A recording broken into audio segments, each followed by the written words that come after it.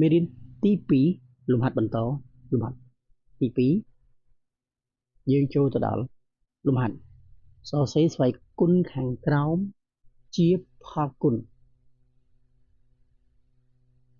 កត្តាដូចគ្នារួចសម្រួលឥឡូវយើងចាប់ផ្ដើមទៅចូលលំហាត់ទី1លំហាត់ទី1គឺដាក់ថា4ស្វ័យគុណ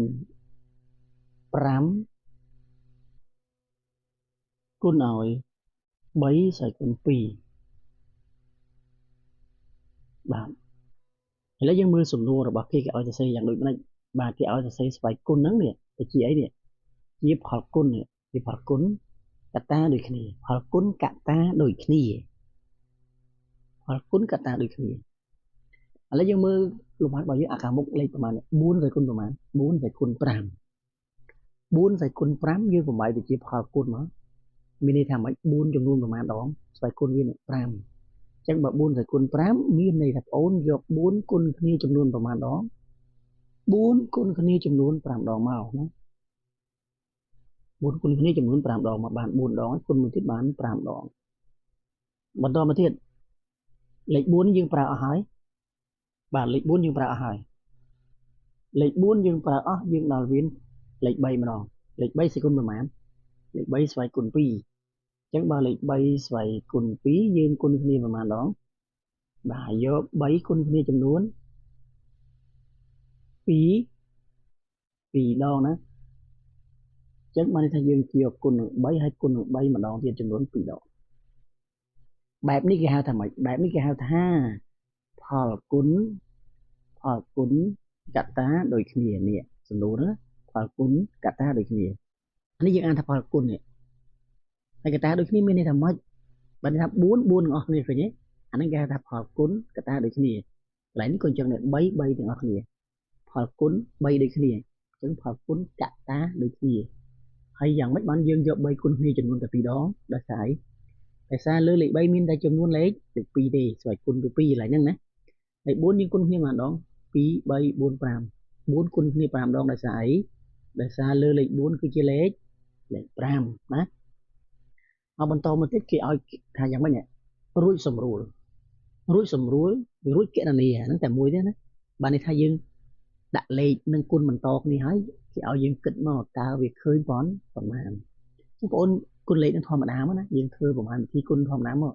យើងយក4គុណនឹង4ហ្នឹង16អញ្ចឹងណាហើយគុណ4ទៀតយើងឃើញបន្តដល់64អញ្ចឹងយើងគុណ4គុណ4ហើយគុណ3គុណ3គុណលេខនឹងបន្តគ្នាធម្មតាមកណានៅពេលដែលយើងគុណហើយយើងនឹងឃើញចម្លើយមួយណាអញ្ចឹងយើងដាក់ចម្លើយហ្នឹងមកបាទនេះខ្ញុំគុណរួចហើយឃើញ9215 6ណាកន្លែងនេះលោកគ្រូមិនបញ្យល់ទេដោយសារលេខគុណយើងចេះអស់ហើយណាឥឡូវយើងចូលមកតង់ទៀតណាយើងចូលមកតង់ទៀតយើងដាក់លំហាត់មួយទៀតគឺលំហាត់ដក8លើកជាការ៉េដក7លើកជាគីបបាទអញ្ចឹងយើងមើលថាផ្នែកខាងមុខលេខប្រមាណផ្នែកខាងមុខនេះដក8អញ្ចឹងអញ្ចឹងយើងដាក់មកយើងដាក់វងកញ្ចក់ដោយសារអីដោយសារខាងនេះវាមានសញ្ញាដកណាអញ្ចឹងបើសិនជាបងប្អូនដាក់វងកញ្ចក់បើសិនជាបងប្អូនដាក់បែបនេះវាប្រកាសជាច្រឡូកច្រឡំឃើញទេដកផងគុណផងមិនដឹងជាសញ្ញាអានថាយ៉ាងម៉េចទេអាហ្នឹងអត់ចំណៃទេហ្នឹងអញ្ចឹងយើងត្រូវដាក់សញ្ញាវងកញ្ចក់ដើម្បីបញ្ជាក់ថាដកនៅក្នុងហ្នឹងណាឡើយពិនិត្យមើល8ដក8មានចំនួនប្រមាណដងស្វ័យគុណវា2ដងណាអញ្ចឹងយើងសរសេរដក8ប្រមាណដងណាបងបានចំនួន2ដងបន្តមកទៀតដក7បងប្អូនសេដក7មកប្រមាណដងដែរដក7បាទចំនួន3ដងម្ដងទៀតដក8ចំនួនប្រមាណដង2ដងអញ្ចឹងយើងបានដក8ចំនួន2ដងគុណគ្នា7នេះចំនួន3ដងបន្ទាប់មកបងប្អូនគិតសញ្ញាខាងក្នុងវងកញ្ចក់ណាដកគុណនឹងដកបូកគុណដកដកគុណនឹងដកបូកគុណនឹងដកបានដក យើងអាចប្រើវិធីគុណបន្តក៏បានឬក៏វិធីលឿនគេមិនចាំបាច់យកលេខហ្នឹងគុណសញ្ញាដកបូកដកនាំទៅវិលមកអីណាបងឯងអាចមើលស្វ័យគុណខាងលើនេះណាស្វ័យគុណខាងលើនេះលេខ2មិនយ៉ាងហ្នឹងលេខ2ជាចំនួនគូឯងបើលេខ2ជាចំនួនគូសញ្ញាដកសញ្ញាដកស្វ័យគុណគូគឺវាចេញសញ្ញាបូកដល់ណាហើយកន្លែងនេះលេខអីនេះលេខ3សេះជាលេខសេះអញ្ចឹងបើដកស្វ័យគុណសេះវាចេញដកដដែល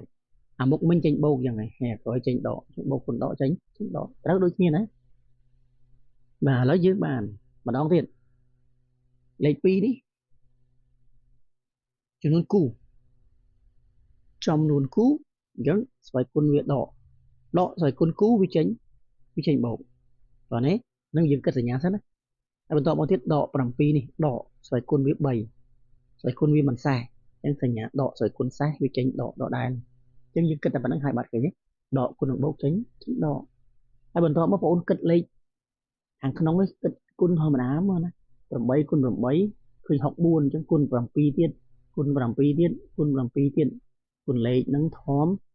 មតាមកបាទឃើញចម្លើយប៉ុន្មានដាក់ប៉ុណ្្នឹងមកណា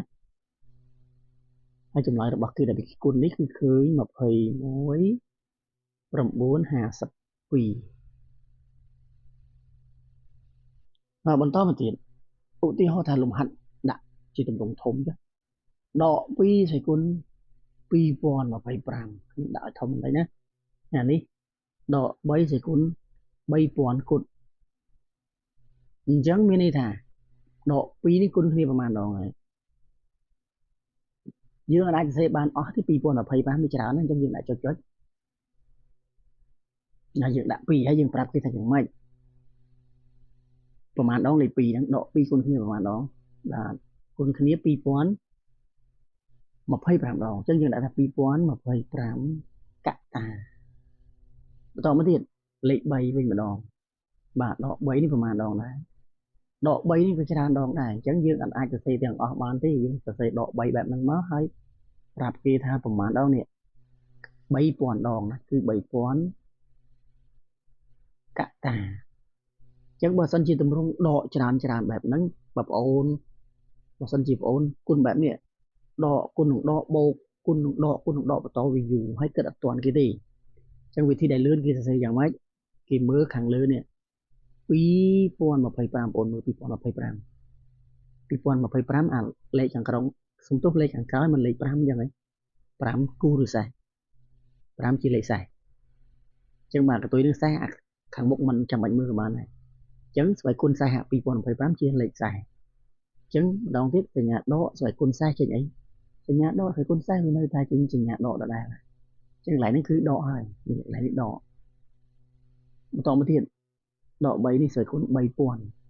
3000ជាចំនួនគូអញ្ចឹងសញ្ញាដកស្វ័យគុណគូវាចេញសញ្ញាបូកយើងគិតសញ្ញាតែម្ដងទៀតគឺរួចរាល់បូកគុណនឹងដកចេញដកហើយបន្តមកទៀតគឺបងប្អូនគុណខ្លួនឯងមកនេះ2គុណ2គុណ2រហូតមកណា2គុណ2គុណ2រហូតចំនួន2025ដងហើយគុណជាមួយនឹង3ចំនួន3000ដងដោយសារលេខនេះលេខធំអញ្ចឹងមិនដឹងជាចម្លើយប្រមាណនេះគុណកាសូក៏ពិបាករកដែរណាអញ្ចឹងបងប្អូនអាចមិនបាច់គុណបន្តទេវាអាចនឹងទាំងកាសូអញ្ចឹងយើងលំហាត់បែបនេះយើងគុណវាអត់កើតលេខធំអញ្ចឹងយើងដាក់វាដដែលមកណា2ស្វ័យគុណ2025ហើយ3នេះក៏អញ្ចឹងដែរដោយសារវាច្រើនគុណនឹងអីគុណនឹង3ស្វ័យគុណ3000ណាដោយសារលេខនេះធំពេកអញ្ចឹងយើងមិនអាចគណនាដៃផ្ទាល់បានទេអញ្ចឹងយើងទុកប៉ុណ្ណឹងក៏បានដែរណា